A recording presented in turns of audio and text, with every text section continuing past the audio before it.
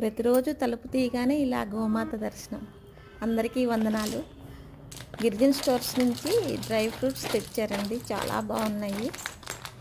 ఫ్లేక్స్తో chickies బెల్లంతో చేసినవి చాలా చాలా బాగున్నాయి, చాలా మధురంగా ఉన్నాయి. మాకు కంచంలో భోజనాలప్పుడు ఏదో ఒక కారపొళ్ళు లేకుంటే, కరివేపాకు పొడి, చింత చిగురు పొడి అలా లేకుంటే ఏదోలా అనిపిస్తుంది, భోజనం సంపూర్తి అనిపించదు.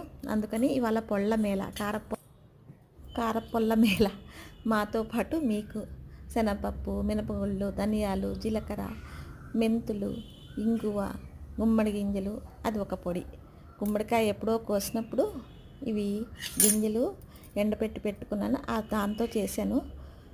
గిరిజన్ స్టోర్స్ నుంచి తెచ్చిన గుమ్మడి గింజలు పచ్చివి, అంటే పొట్టు తీసినవి.